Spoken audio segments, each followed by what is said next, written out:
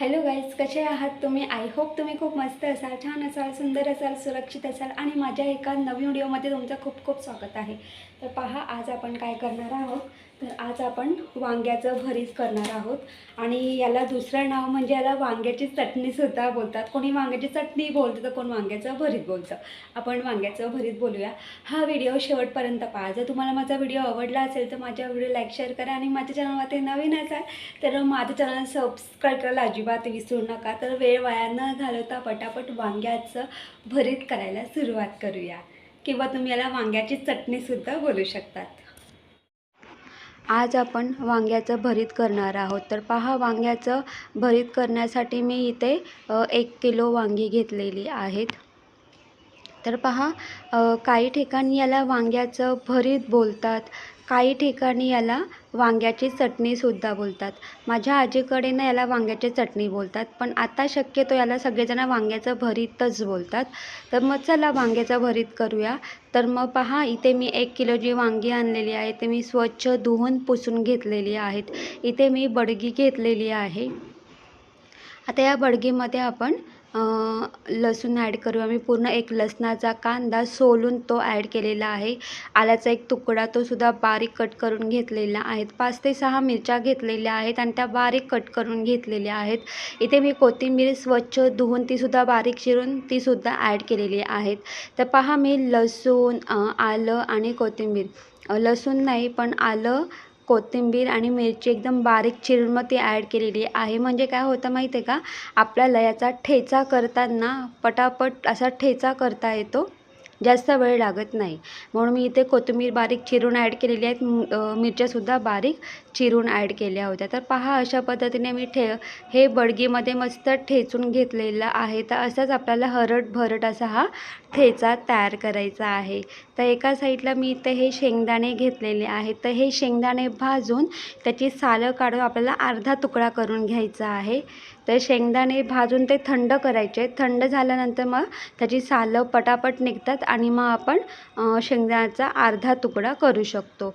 तर पहा, इथे मी वांगे भाजण्यासाठी मी इथे अशा पद्धतीने ही एक जाळी घेतलेली आहे. आता ही अशा पद्धतीने आपल्याला जाळी याच्यावरती ठेवायची आहे. शक्यतो याच्यावरती फुलका वगैरे भाजला जातो. तर पहा, एका वेळेला मी 2 वांगी याच्यावरती ठेवलेली आहेत. तर अगदी 2-2, 3-3 मिनिटांनी ही वांगी ना अशी आपल्याला वर खाली सगळ्या बाजूने मस्त ही वांगी आपल्याला भाजून घ्यायची आहेत. तर पहा, इथे बऱ्यापैकी ही जी वांगी आहेत मस्त अशी भाजलेली आहेत. आता ही जी वांगी आहेत ही वांगी आपण ताटामध्ये ॲड करूया. तर पहा, आपल्याला मोठ्या गॅसवरती ही वांगी छान मस्त अशी भाजून घ्यायची आहेत. आता जी बाकीची वांगी आहेत तीसुद्धा मी अशाच पद्धतीने गॅस ऑन करून तीसुद्धा भाजून घेतलेली आहेत. तर पहा, एकीकडे वांगी भाजत आहेत. तर आता हे जे 2 वांगे जे भाजलेले आहेत ते आपण काय करूया, त्याची जी वरची जी साल आहे ना ती काढून घेऊया. कारण कसं माहिती आहे का, ही वांगी ना गरम गरम आहेत ना, तर त्याची सालं काढायची आहे. त्याची सालं मग पटापट निघतात. तर मी अशा पद्धतीने दोन्ही वांग्यांची ही जी सालं आहेत ती काढून घेतलेली आहेत. आणि या वांग्यातून ना जोही असं ना असं एकदम जाडसर असं ना ऑइलसारखं ना पाणी बाहेर निघतं. तर ते फेकून नाही द्यायचं आहे आपल्याला, तर त्याचाही वापर करायचा. तुम्ही ते गाळूनसुद्धा घेऊ शकतात वगैरे. पहा, तुम्ही या ताटामध्ये पण ते एकदम असं ऑइलसारखं पाणी तुम्हाला निघताना दिसत असेल. तर आता पहा, मी अशा पद्धतीने सगळी वांगी भाजून घेतलेली आहेत. आता काय करायचं माहिती आहे, आपल्याला एक एक वांगा घ्यायचा आहे. आता ही जी बडगी आहे या बडगीमध्येच मी ही वांगी छान मस्त टेचून घेणार आहे. आता जो डेटाचा भाग आहे ना तो आपल्याला कट करून घ्यायचा आहे आणि मी एका वेळेला 2-2 वांगी या बडगीमध्ये ॲड केलेली आहेत आणि मस्त आपण या बडगीमध्ये मस्त ठेचून घेऊया. आता ही बडगी म्हणजे काय, बडगी म्हणजे ना ही लाकडापासून बनलेली असते, ही एकदम असं मोठ्या बाऊलसारखी. तर पहा, मी अशा पद्धतीने पूर्णपणे ही जी वांगी आहे सगळीच वांगी मी मस्त अशी ठेचून घेतलेली आहे, म्हणजे असं भरीत करून घेतलेलं आहे. आता हे जे भरीत आहे हे भरीत आपल्याला फोडणीला द्यायचं आहे. तर पहा इथे मी एका भांड्यामध्ये ऑइल ॲड केलेलं आहे. ऑइल गरम करून घ्यायचं आहे. ऑइल गरम झालं ना की त्यामध्ये आपल्याला जिरं राई ॲड करायचं आहे. जिरं राई गरम झाल्यानंतर एकदम बारीक चिरलेला कांदा ॲड करायचा आहे. तर इथे मी मोठे 2 कांदे ॲड केलेले आहेत. त्याचबरोबर कढीपत्ता ॲड करूया. तर इथे मी चवीनुसार मीठ ॲड केलेलं आहे. तर इथे मी अगदी अर्धा चमचा मीठ ॲड केलेला आहे.